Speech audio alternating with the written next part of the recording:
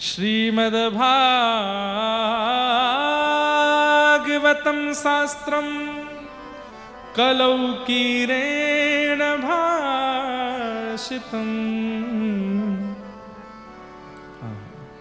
कालव्याल मुखग्रास त्रास नरणास तवे श्रीमद्भागवतं शास्त्रम।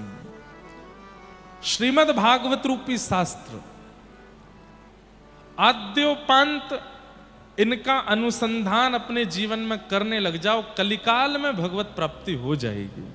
ये दावे के साथ सूत जी महाराज कह रहे हैं। आप कहोगे महाराज जी आप व्यास मंच पर बैठ करके बोल रहे हो, आप तो इतनी कथाएं कर चुके होंगे, आपको हो गया भगवत अनुभव।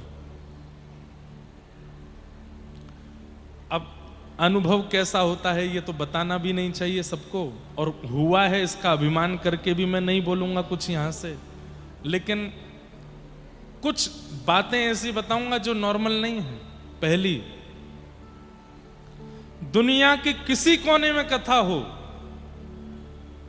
महाप्रभु जगन्नाथ जी का किसी भक्त के द्वारा प्रसाद आ ही जाता है कथा में, ये अनुभव नहीं है तो क्या है। इंदौर में एक दिन का प्रसंग करने गया था, वहां भी कोई महाप्रसाद दूर से दिखा रहा था, आपके लिए पुरी से लेके आए। उससे पहले कथा चल रही थी वृंदावन धाम में, वहां पर तो कितने महाप्रसाद लेके महाप्रभु जी के आए।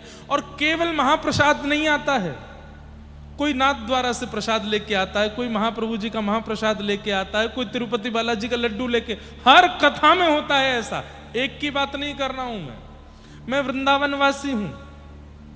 राधा रमण जी की कुलिया, बिहारी जी का भोग, गिरिराज जी का 56 भोग, इतने वैष्णव आते हैं कथा में और दूर से कहते हैं हम महाराज जी के लिए कुछ लाए हैं, ये प्रसाद मंच तक पहुंचवा दो। आज भी कथा के प्रारंभ में महाप्रसाद आ गया। हमारे महाराज जी लेकर के आए, तो ये तो चलो पास है, यहां तो आना स्वाभाविक बात है, लेकिन हर कथा में आता है। अब मैं कैसे ना मानूं कि कथा करने से मुझे भगवत प्राप्ति नहीं हो रही है।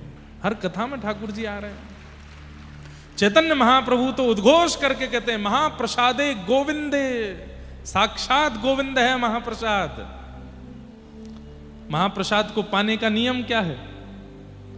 जैसे ही कोई महाप्रसाद लाया तो कहते हैं छिना लो, वो दे रहा है उससे पहले तो लो और तुरंत खोल करके पालो। एक तिनका लो लेकिन ले लो तुरंत। क्यों?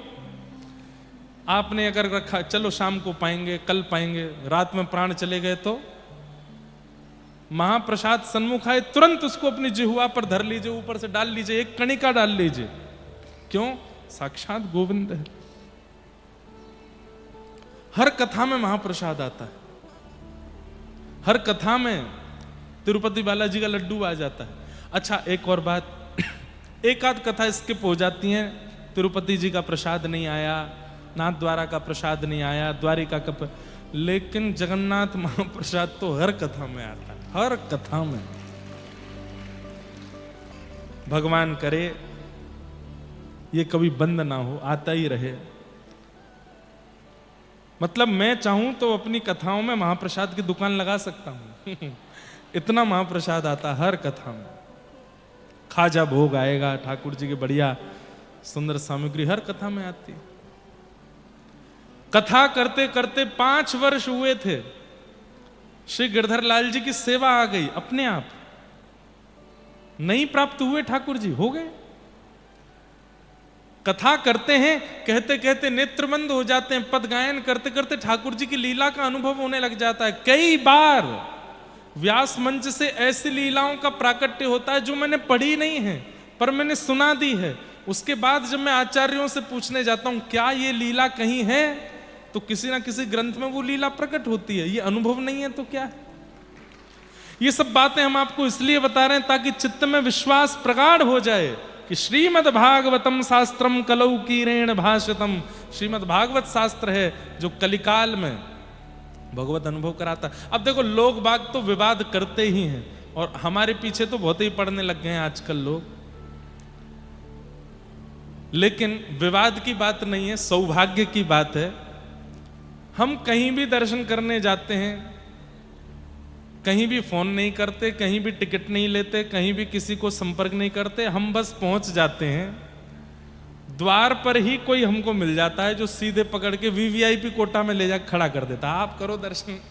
हम उसको वीआईपी वीवीआईपी नहीं मानते, हम उसको कहते हैं कि कथा करते हैं ना, ठाकुर जी का यश गाते हैं, सबको कथा सुनाते हैं, तो ठाकुर जी हमको थोड़ा सा प्रायोरिटी ज्यादा दे देते, आ जाओ तुम आगे आके कर लो।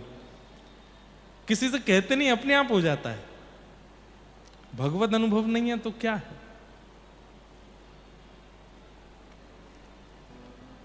ये छोटे छोटे अनुभव, ये तो वो हैं जो मैं बता सकता हूं, बहुत अनुभव होते हैं ऐसे। भागवत जी की सन्निधि ग्रहण करके देखिए, आपको भी अनुभव होने लग जाएंगे, आपको भी उन भावनाओं का अनुभव होने लगेगा।